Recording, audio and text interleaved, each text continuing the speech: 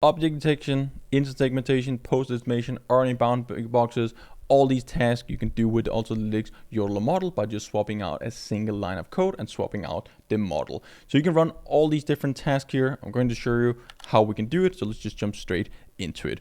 I've opened up the Ultralytics documentation. If you go inside the task on the left side, you can run detection, segmentation, semantic segmentation, depth estimation, all these different tasks. If we go inside one of them, we can scroll a bit further down.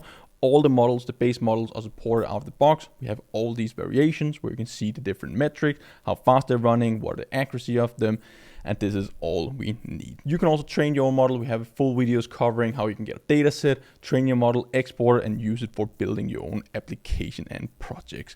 But let's take a look at how we can just run the predictions.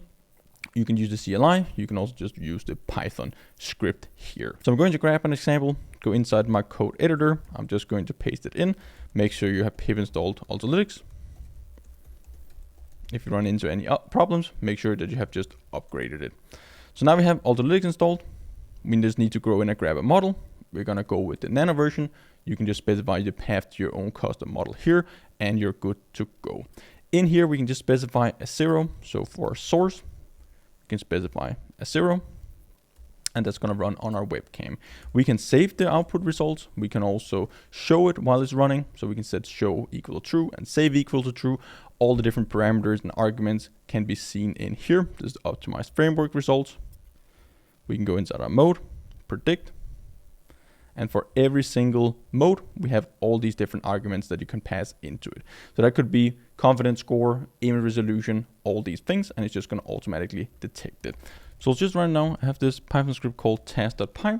Now we're just going to run it on my webcam. Let's see if it's connected on this webcam. There we go. We're getting our detections. We have object detection running here with technical books in the background, and we're getting our purse detection. Here I can take out my phone. We're getting a cell phone detection too. It's just running on a MacBook on PyTorch around 20 milliseconds. So that's, what's that? That's like 50 frames per second,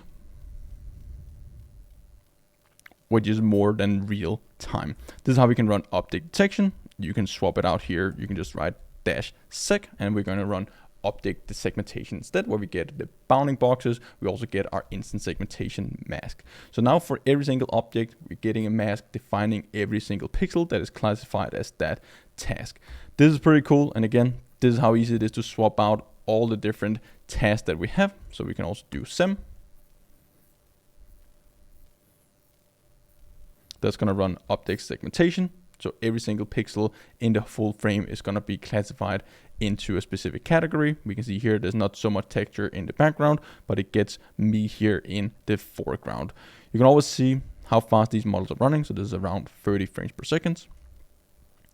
We can do the segmentation. We can do RNA bounding boxes. We can do depth, so OBB for RNA bounding boxes. Now we get an RNA bounding box. So here, for example, we're getting our ship. Not a ship, definitely, but you can see the idea behind it. If I'm rotating my head, we get an RNA bounding box instead of just this traditional like rectangular square bounding box. So this is pretty cool. You can see all the other tasks in here. They're also supported. So we have the pose. We can try that as well. We have depth. So this is the new depth model that we have available too. It's just going to take in a single image, estimate the depth, and now we have 3D depth information in our image too. So here we just need dash depth. You can combine this with the segmentation model. So you can both run a depth model, segmentation model. You can combine multiple tasks together, and then you have 3D information about your objects. You can index all the individual pixels and get the full depth value to that. So it's going to download all the models automatically. You can use any variant. It's now running the depth map. So I'll put my hand up here, so it's closer than my face now. Now we can see my face is closer to the camera. This is running crazy fast. We can see the depth estimation down here. So all the way from 70 centimeters, which I'm pretty much away from the camera here now. And then we're getting it all the way to 2.5 meters behind me in the background. So it's estimating the metric depth values too. And then we can just do a detection of me with the segmentation mask, and then take the average of all the depth values in our segmentation mask, sample in different regions, and then you have the depth to my specific face, or it could be specific features in my face too. We can run the pose model. And if you want to run any of the other variations, we just swap it out here. So you can also use the small model. All the models are going to automatically download to your computer, and you can also use your own custom ones. So now we're getting post estimation as well. We're getting our arms, everything covered. Everything is running in real time, 30 frames per second. This is running on my CPU. So another cool thing here that we can do, instead of just running predictions, so usually we have our predict, but we can also run tracking. So if you hit model.track, it's gonna do tracking on top of it as well. So let's just go back to instant segmentation, for example. Now we will get an ID for every single detection that we're getting. We don't just pass in a single image, but we do our detection and we detect it and track it across multiple frames in our video or even here on a live stream. So now we have person ID 1. I'll block my camera. Now we get person ID 2, 3. So it's pretty much just going to swap the IDs. It's going to track them across the video. So even if I'm moving around here, it's still going to keep track ID 3.